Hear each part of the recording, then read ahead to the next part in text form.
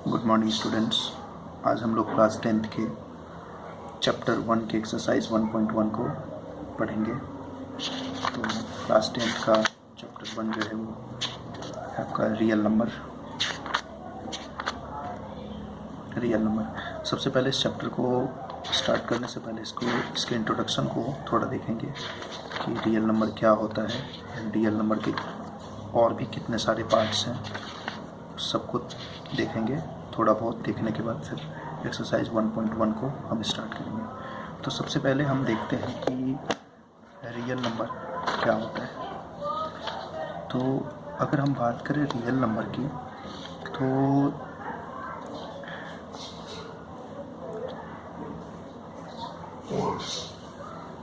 Real number जो है उसके अंदर में मतलब जितने भी प्रकार के नंबर्स को हम देखते हैं अब तक में, जितने भी, चाहे वो नेगेटिव नंबर हो, -1, -2, -3, -4, या अगर हम पॉजिटिव नंबर इवन 0 को भी ले लें, 1, 2, 3, या कोई नंबर रूट में हो, √4, √8, 1/√5, मतलब इस प्रकार के जितने भी नंबर्स हम देखते हैं वो सबके सब रियल नंबर हैं, सबके सब रियल नंबर के अंदर में आते हैं। और अगर बात करें रियल नंबर के और भी बहुत सारे पार्ट्स होते हैं। तो जैसे कि एक होता है होल नंबर। होल नंबर क्या होता है? होल नंबर जो नंबर 0 से स्टार्ट होता है, 0, 1, 2, 3 डैश डैश डैश और n तक जाता है, वो सारे होल नंबर के अंदर में आते हैं, वो सब होल नंबर कहलाते हैं। तो n से मतलब क्या हुआ यहाँ पे? n for natural number, n for natural number, ठीक है। अब नेचुरल नंबर मतलब कि कहीं तक भी ले सकते हैं हम, चाहे 1 लाख, 1 करोड़, 2 करोड़ एक्सेट्रा, कहीं तक भी हम जा सकते हैं, वो सारे के सारे नेचुरल नंबर आते हैं। बस इतना ध्यान रखना है कि वो इन्फिनिटी से थोड़ा कम होता है, उसको हम नेचुरल नंबर कहते हैं। अब इन्फिनिटी क्या है अभी मैं बताऊंगा आप लोगों को, तो अभी इसको रहने दीजिए। नेचुरल नंबर समझ गए। आगे एक और बात आता है कि नेचुरल नंबर क्या है सर। तो अगर हम नेचुरल नंबर की बात करें तो जो नंबर 1 से स्टार्ट होता है, 1, 2, 3, 4 डैश डैश डैश, ये भी n तक जाता है, वो सारे नेचुरल नंबर कहलाते हैं। दोनों में बस इतना ही फ़र्क है कि होल नंबर जो है वो 0 से स्टार्ट होता है एंड नेचुरल नंबर जो है वो 1 से स्टार्ट होता है, और कोई फ़र्क नहीं पड़ता इसमें। बाकी इसके बाद आता है रेशनल और इरेशनल नंबर।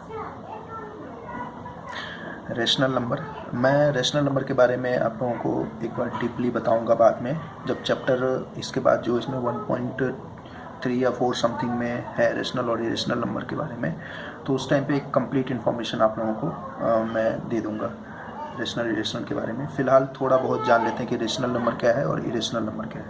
रेशनल नंबर की अगर बात करें तो हम रेशनल नंबर को P/Q के फॉर्म में लिख सकते हैं। P/Q के फॉर्म में मतलब क्या, यानी कि आपको पता है ना, ऊपर वाले को न्यूमरेटर कहते हैं, नीचे वाले को डेनोमिनेटर कहते हैं। न्यूमरेटर मीन्स हिंदी में अंश और डेनोमिनेटर यानी इसको हिंदी में हर कहते हैं, यानी कि जो अपॉन के ऊपर रहता है वो न्यूमरेटर हो गया और जो अपॉन के नीचे रहता है वो डेनोमिनेटर हो गया, अंश एंड हर। रेशनल नंबर को हम P/Q के फॉर्म में लिख सकते हैं, लेकिन एक शर्त होता है जहाँ की Q जो है वो हमारा इज़ नॉट इक्वल टू 0। जो Q है यानी कि जो डेनोमिनेटर है वो कभी भी 0 के बराबर नहीं होना चाहिए, ठीक है। ये एक कंडीशन होता है रेशनल नंबर में। लेकिन एक चीज़ और है, बट जो है P है वो हम 0 के बराबर ले सकते हैं। अगर हमारा न्यूमरेटर जो है 0 है ना, तो हम उसको ले सकते हैं, ठीक है।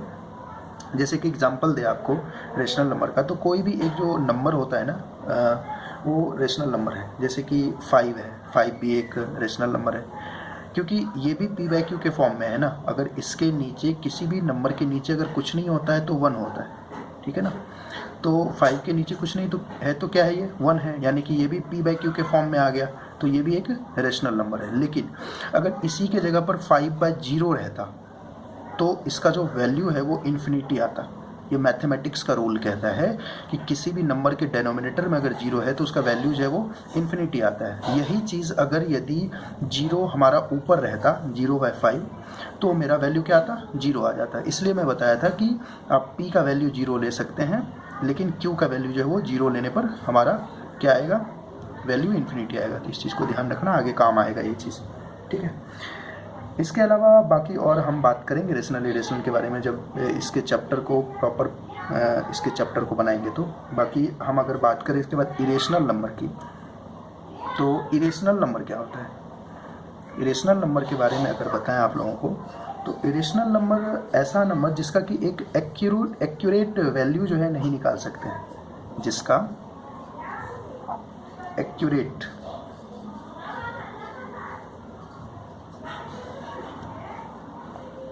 एक्यूरेट वैल्यू जो है वो हम फाइंड नहीं कर सकते हैं,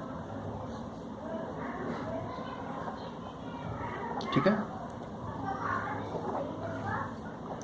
अब इसका मतलब क्या हुआ सर? इसका मतलब ये हुआ कि ऐसा नंबर जिसका कि एक कंप्लीट वैल्यू जो होता है वो नहीं निकलता हो। कंप्लीट वैल्यू से मतलब क्या? यानी कि एक सिंपल सी भाषा में अगर मैं आपको समझाऊं तो किसी भी डिजिट को हम डिवाइड करते हैं ना, जैसे कि 10/5 है, इसको डिवाइड करेंगे ना तो हमारा वैल्यू क्या आएगा? 2 आ जाएगा। 2 से 10 कट जाए, 5 से इसको अगर हम काटते हैं 5 से तो 5 2 जा 10 कट जाता है ना, तो हमारा आंसर आ गया ना 2, यानी कि टर्मिनेट हो गया ना। टर्मिनेट से मतलब कि इसका रिमाइंडर 0 आ गया ना। जिस नंबर का रिमाइंडर 0 नहीं आए, डेसिमल देने के बाद भी वो बढ़ते चले जाए आगे तक, तो वो नंबर जो है हमारा क्या है? नन टर्मिनेट होता है, और उसी नंबर को हम इरेशनल नंबर कहते हैं, ठीक है। और जो नंबर कट जाए पूरा पूरा, चाहे वो डेसिमल देने के बाद या बिना डेसिमल दिए पूरा कट जाए, रिमाइंडर 0 आ जाए, तो उस नंबर को हम क्या कहते हैं? टर्मिनेटेड नंबर, जो कि रेशनल नंबर में आ जाएगा, राइट। अब इसका एग्जांपल क्या ले? इसका एग्जांपल लाइक आप 10/3 भी ले सकते हो। 10/3 क्या है? Irrational number. आप इसको भाग दे के कभी भी ख़त्म नहीं कर सकते हो, पूरा लाइफ डिवाइड करते रहोगे और इसका रिमाइंडर आते रहेगा। जैसे कि 3 3 जा 9, 10 में से 9 गया, 1 आ गया, यहाँ पे डेसिमल डाले, 0 लाए, फिर 3 3 जा 9, मतलब इस तरीके से बढ़ते जाएंगे। बट ये क्या होगा? कंप्लीट वैल्यू जो है इसका नहीं आ पाएगा। दैट मीन्स ये क्या हो गया? नन टर्मिनेटिंग है ये, मतलब टर्मिनेट नहीं हो रहा है। टर्मिनेट से मतलब कि वो कट नहीं रहा है, 0 नहीं आ रहा है रिमाइंडर। तो इस केस में क्या होगा? ये हमारा इरेशनल नंबर हो जाएगा, ठीक है ना। कोई दिक्कत तो नहीं। इसके अलावा और भी बहुत सारे एग्जांपल आप देख लेना जो टर्मिनेट नहीं होता है, वो सब इरेशनल नंबर के अंदर आ जाएगा, ठीक है।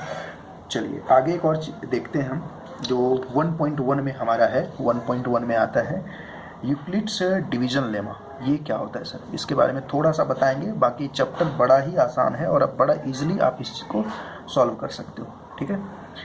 यूक्लिड्स डिवीजन एल्गोरिदम, इसी पर ये चैप्टर बेस्ड है और यही जो है हमें चैप्टर को कंप्लीट कर देगा। इसको क्या होता है इसके लिए? तो डिवाइडेंड इक्वल टू डिवाइजर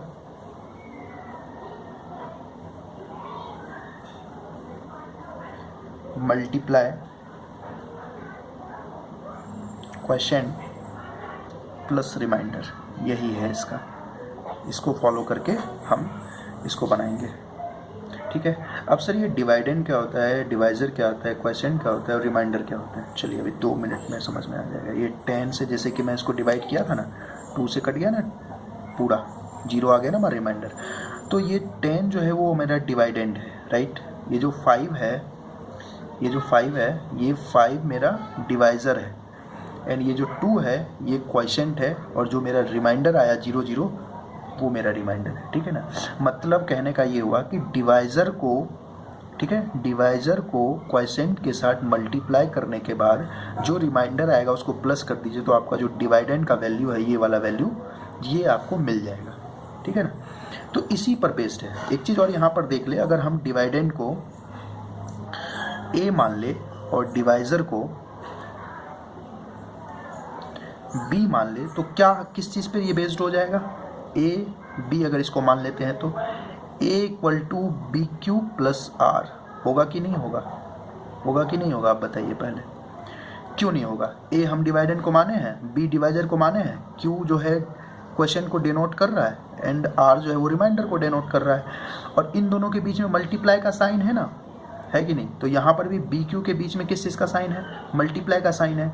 तो a = bq + r, यही यूक्लिड्स डिवीजन एल्गोरिदम है या यूक्लिड्स डिवीजन लेमा यही है, और इसी पर हम चैप्टर 1.1 को फिनिश करेंगे। ठीक है, चलिए अब हम आते हैं चैप्टर 1.1 पे। क्या कहता है हमारा चैप्टर 1.1, इस चीज़ को देखते हैं। चैप्टर 1.1 में कह रहा है कि use Euclid's division algorithm to find the HCF। ये वैल्यू दिए हुए हैं 135 एंड 225 196 इतना 86 ये दिया हुआ है। वो 3 क्वेश्चन है और तीनों में से तीनों के हमें HCF निकालने हैं, किसका यूज़ करते हुए, यूक्लिड्स डिवीजन एल्गोरिदम का। ठीक है ना, बड़ा आसान चैप्टर है। चलिए इस चीज़ को हम बनाते हैं, यहीं से स्टार्ट करते हैं सॉल्व करना। यहाँ लिखेंगे हम एक्सरसाइज 1.1। ठीक है, पहला नंबर क्वेश्चन क्या है हमारा, फर्स्ट नंबर में है 135 एंड 225। ठीक है, इसमें हमें देखना है सबसे पहले बड़ा कौन है, सबसे पहले बड़ा कौन है। बड़ा मेरा ये है ना 225, तो यहाँ लिखेंगे हम 225 इज ग्रेटर देन 135। 225 जो है वो क्या है, 135 से बड़ा है। ठीक है ना, चलिए आगे पढ़ते हैं हम। तो इसमें क्या करना पड़ेगा हमें, इसमें लिखना पड़ेगा हमें आपको कि जो, यानी कि इसका मतलब ये हुआ कि जो बड़ा नंबर है वो जो डिवाइड करेंगे ना हम उसके बीच में आएगा। HCF निकालना है हमें किसके मेथड से, डिवीजन, यूक्लिड्स डिवीजन एल्गोरिदम। तो यहाँ 225 लिखेंगे एंड 135 को बाहर लिखेंगे। ठीक है, ठीक है ना, कोई दिक्कत नहीं ना। चलिए अब हम एक बार में करते हैं, तो कितना हो जाएगा 135, क्योंकि अगर 2 से करेंगे तो ज़्यादा हो जाएगा ना। ये हमें क्या करना है, इसके नियरेस्ट तक जाना है। और एक चीज़ इस HCF में क्या करना है हमें, जब तक रिमाइंडर मेरा 0 नहीं आ जाता है तब तक हम स्टेप को बढ़ते जाएंगे। ठीक है, एक चीज़ और, जिस स्टेप में हमारा रिमाइंडर 0 आ गया उसका जो डिवाइज़र रहेगा ना वही इसका HCF कहलाएगा। अभी जब हम बनाएंगे ना तो आप देखना बड़ी आसानी से समझ में आ जाएगा। तो एक बार में 135 हुआ तो रिमाइंडर कितना आ गया, 90 आ गया ना, ये 0 हो गया। 0 नहीं आया ना, ये पूरा रिमाइंडर 0 नहीं आया, 90 आ गया। तो अब इस केस में हमें यहाँ पे लिखना पड़ेगा, क्या लिखना पड़ेगा हमें, तो हम लिखेंगे कि मेरा जो ये था, मेरा जो क्या है ये डिवाइडेंड है, क्या लिखना, क्या लिखते थे हम इसमें, क्या करते आते थे, आप इसको देखिए, dividend is equal to divisor. ठीक है, तो हम इसको यहाँ लिखेंगे, डिवाइडेंड मेरा क्या है 225 is equal to divisor 135 multiply quotient plus remainder, यही लिखेंगे ना, इसी को तो लिखना है ना। 135 is equal to 225 is equal to 135 multiply 1 plus 90, यही तो है। ठीक है ना, चलिए नहीं कटा ना। अब क्या करेंगे हम, इस 35 को यहाँ लिख देंगे, डिवाइडेंड बना देंगे। तो फिर से 1 बार में करें, 1 बार में करना पड़ेगा ना, क्योंकि 2 बार में ज़्यादा हो जाएगा। तो अगेन 90 लिखेंगे, तो मेरा रिमाइंडर क्या आ गया 45 है सर। फिर से नहीं, यहाँ पे 0 फिर से नहीं आया, तो एक और लाइन लिखना है हमें, 135 is equal to 90 multiply 1 plus 45। कोई दिक्कत है क्या, नहीं ना। हमें 0 लाना है, याद रखना है। तो अब इस 90 को डिवाइडेंड बना देंगे, कट गया सर, 45 2 जा 90, पूरा क्रॉस हो गया ना, पूरा कट गया नहीं। अब एक यहाँ पे स्टेटमेंट, एक लाइन और लिखना है हमें कि 90 is equal to 45 multiply 2 plus 0। ठीक है, मैं क्या बताया था कि जिस स्टेप में आपका रिमाइंडर 0 आ जाता है उस स्टेप का जो डिवाइज़र रहेगा वही आपका HCF होगा। और डिवाइज़र क्या है आपका सर, तो ये वाला जिससे भाग देते हैं वही तो डिवाइज़र कहलाता है ना। तो आपको यहाँ कुछ नहीं करना है, लिख देना है HCF ऑफ 135 एंड 225 इज 45, बस एकदम सिंपल था। ठीक है, चलिए क्वेश्चन नंबर सेकेंड पे आते हैं हम। क्वेश्चन नंबर सेकेंड में बनाएंगे। क्वेश्चन नंबर सेकेंड हमारा कह रहा है कि 196 एंड 38220। चलिए लिखिए 196 एंड 38220। ठीक है ना। अब क्या करना है यहाँ पे हमें वही चीज़ लिखना है जो पहले वाले क्वेश्चन में लिखे थे कि ये इससे बड़ा है, तो यहाँ पर भी लिखना है कि 38220 इज़ ग्रेटर देन 196, है ना, ये चीज़ लिखना है ना जी सर। चलिए अब उसी तरीके से आप कीजिए, 38220 को 196 से डिवाइड करना है। ठीक है, वन बार में करते हैं कि 2 बार में आई थिंक ज़्यादा हो जाएगा। तो रिमाइंडर कितना आ जाएगा, 12 में से 6 गया 6 7 8 186 आया, ऊपर से 2 नीचे आ गया। ठीक है, अब हम किससे लगाएं, आप यहाँ पे रफ वर्क कर सकते हो। 196 2 3 4 5 7 9 से करके देखिए, 9 से करते हैं।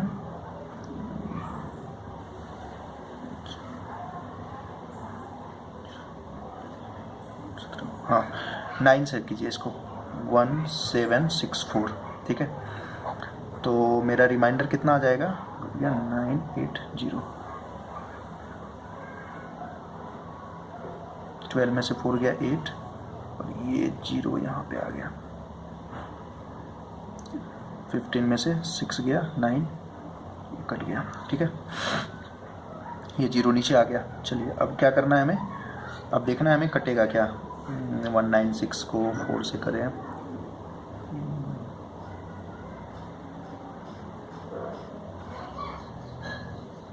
कम है, आगे करते हैं 5 से। ये वो रफ वर्क कर रहे हैं। ठीक है,